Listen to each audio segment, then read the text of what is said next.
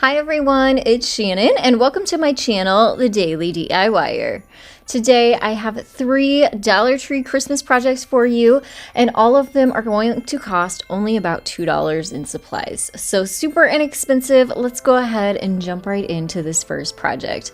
We're going to transform this plastic red sled that's actually pretty cute, but we're going to give it a faux wood effect using some chalk paint and some acrylic paint. So the first thing I'm doing here is adding chalk paint to the sled, and I like doing this for a couple of reasons. First of all, it sort of acts as a primer because we're going to be adding some acrylic paint to the top of this, and acrylic paint doesn't really like to stick to plastic.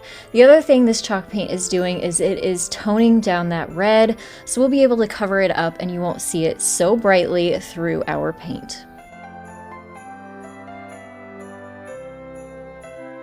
So here is the sleigh after 2 coats of the white chalk paint, and the next step is to add some yellow acrylic paint. Now this is going to make it look pretty crazy, but this is just part of that faux wood treatment that we're going to give it. So all I did here was add 1 coat of the acrylic paint in the color King's Gold by Apple Barrel Paint and let it dry.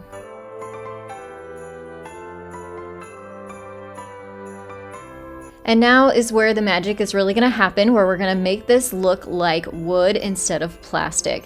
So I'm using the acrylic paint Traditional Burnt Umber by Americana brand. I get this from Hobby Lobby actually, and what I'm doing here is using a natural bristle brush that is also from Dollar Tree, and I'm applying it to the sleigh in an up and down type motion, and that is what's going to make it look like it has streaks like natural wood does.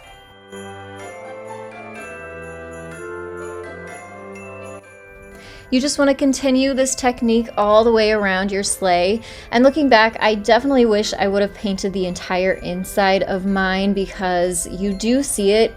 I really thought as you added accessories and things to the inside, you really wouldn't see in there, but you may not want to put much in there. So I would suggest going ahead and doing this technique with the yellow and the brown paint to cover up the whole inside. This is what the paint looks like after 1 coat.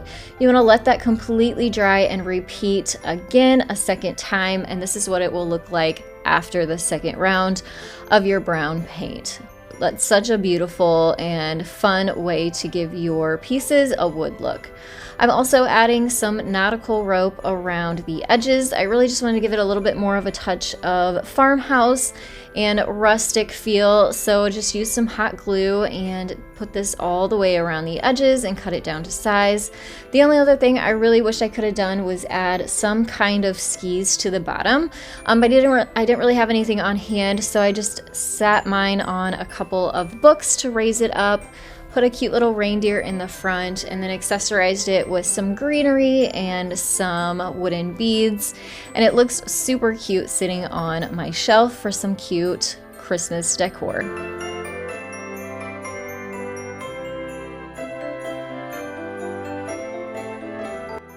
Next is a really easy way to make a wood sign, and you don't even have to have a vinyl machine to create this. We're going to be using the lid of a tin from Dollar Tree along with this piece of wood stripping. It is from Home Depot. I want to say it was only a couple dollars, and we're not going to use the whole stick of it. You could even use paint stir sticks for this if you'd like. This is just a little bit thicker, so it's going to give you a nicer frame to this lid. So what I did to start was just measure the top of the tin and cut my top and bottom pieces using my handsaw and miter box. I love this thing. I use it all the time in my craft workshop, and I will link it down in the description box. They're really inexpensive on Amazon. So of course you're going to need 2 of these wooden pieces for the top and the bottom. I did kind of set them up there after they were cut to make sure they were the right size, held them there, and then I measured for the outside left and right pieces of the frame.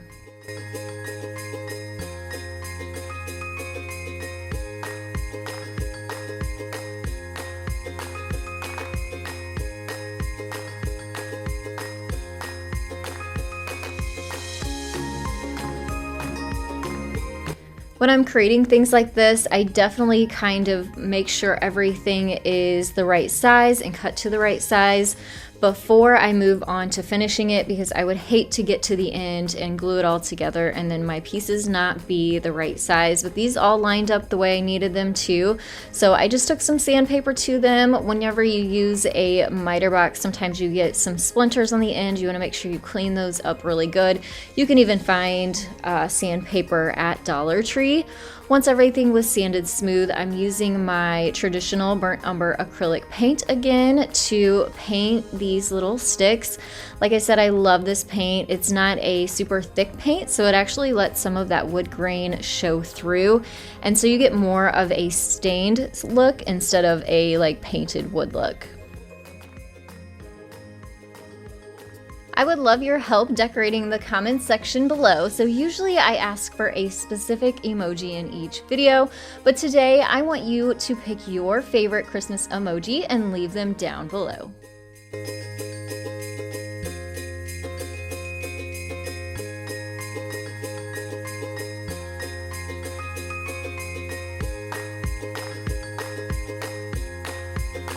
And now for assembly. Hot glue sounded like the perfect choice for this.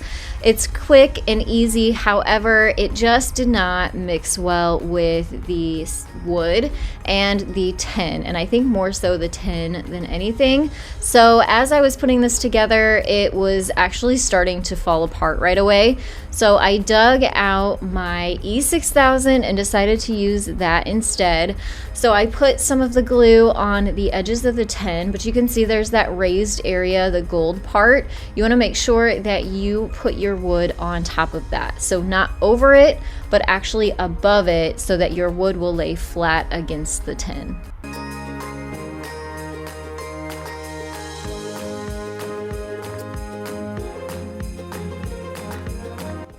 I love when things turn out so good, and they were so inexpensive to make. So for only a couple dollars, I know that I would never be able to find this in a store for so inexpensive.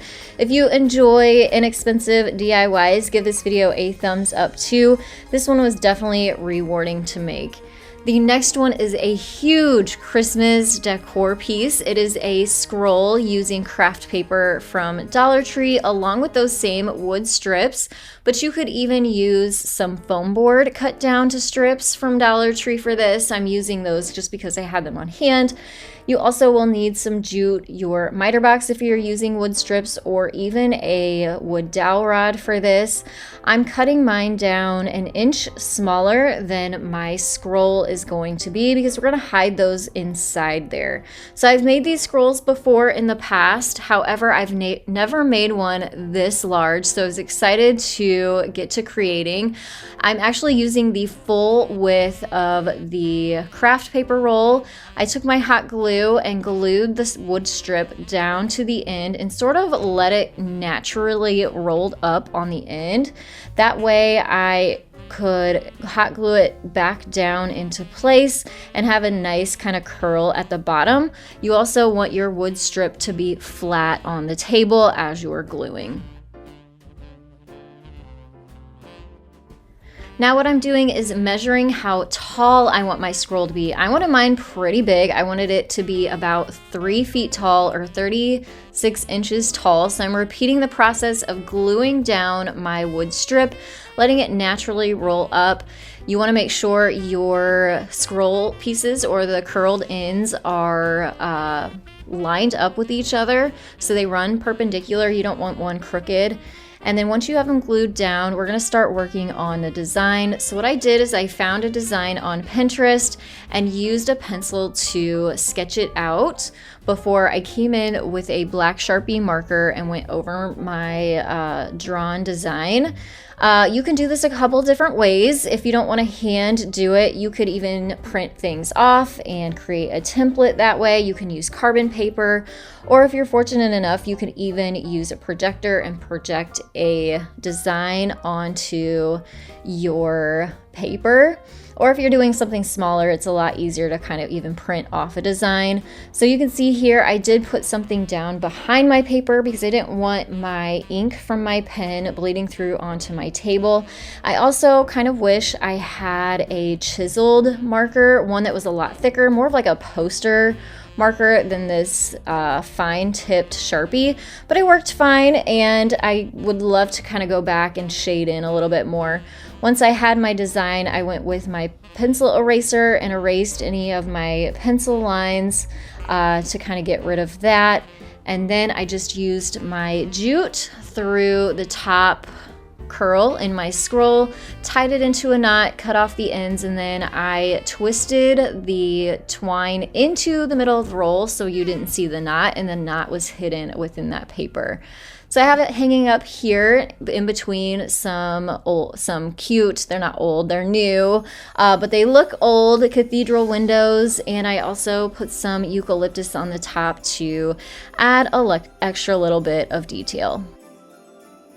If you're looking for more budget-friendly Christmas DIYs, I will have more popping up on your screen that you can watch next. If you haven't yet, please subscribe, hit the bell, and select all so you're notified when new DIYs and inspiration pop up on my channel, The Daily DIYer.